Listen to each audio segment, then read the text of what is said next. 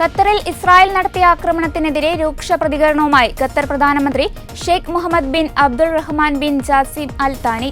ഇസ്രായേലിന്റെ നടപടിയെയും പ്രധാനമന്ത്രി ബെഞ്ചമിൻ നെതന്യാഹുവിനെയും രൂക്ഷമായ ഭാഷയിലാണ് ഖത്തർ പ്രധാനമന്ത്രി വിമർശിച്ചത്. ഇസ്രായേലിന്റെ ആക്രമണവും ഭരണകൂട ഭീകരതയാണെന്ന് ഖത്തർ പ്രധാനമന്ത്രി വിമർശിച്ചു. CNN നൽകിയ അഭിമുഖത്തിലായിരുന്നു ഖത്തർ പ്രധാനമന്ത്രിയുടെ പ്രതികരണം. ഇത്തരമൊരു നടപടിയിൽ ഞങ്ങൾ എത്രമാത്രം രോഷാകുലരാകുന്നത് പ്രകടിപ്പിക്കാൻ എനിക്ക് വാക്കുകളില്ല. ഇത് ഭരണകൂട ഭീകരതയാണ്. ഞങ്ങളെ വഞ്ചിച്ചു എന്നായിരുന്നു ഖത്തർ പ്രധാനമന്ത്രിയുടെ പ്രതികരണം.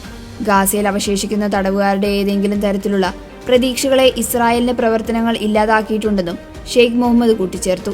ഇസ്രായേൽ പ്രധാനമന്ത്രി ബെഞ്ചമിൻ നെതന്യാഹുവിനെ നിയമത്തിന് മുന്നിൽ കൊണ്ടുവരേണ്ടതുണ്ടെന്നും ഷെയ്ഖ് മുഹമ്മദ് അഭിപ്രായപ്പെട്ടു. ഇന്റർനാഷണൽ ക്രിമിനൽ കോടതി അല്ലെങ്കിൽ ICC അന്വേഷിക്കുന്ന വ്യക്തിയാണ് അദ്ദേഹം. അദ്ദേഹത്തെ പോലുള്ള ഒരാൾ നിയമത്തെക്കുറിച്ച് പ്രസംഗിക്കാൻ ശ്രമിക്കുന്നു. അദ്ദേഹം എല്ലാ അന്താരാഷ്ട്ര നിയമങ്ങളും ലംഘിച്ചു എന്ന രൂക്ഷ വിമർശനമാണ് ഷെയ്ഖ് മുഹമ്മദ് ഉന്നയിച്ചത്. ഖത്തറിൽ വീണ്ടും ആക്രമണം നടത്താൻ മടിക്കില്ലെന്ന നെതന്യാഹുവിന്റെ ഭീഷണിക്ക് പിന്നാലെയാണ് ഷെയ്ഖ് മുഹമ്മദിന്റെ പ്രതികരണം.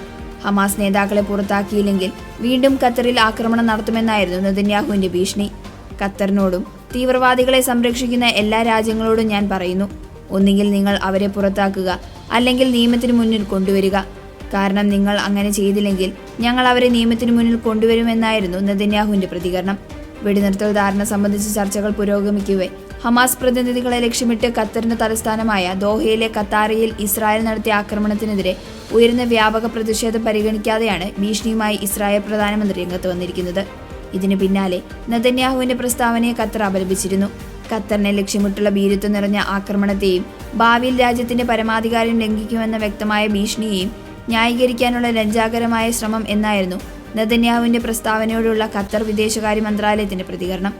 ഖത്തറിന്റെ തലസ്ഥാനമായ ദോഹയിലെ ഖത്താറിയിൽ ഹമാസ് നേതാക്കളെ ലക്ഷ്യമിട്ട് ഇസ്രായേൽ നടത്തിയ ആക്രമണത്തിൽ 6 പേർ കൊല്ലപ്പെട്ടിരുന്നു.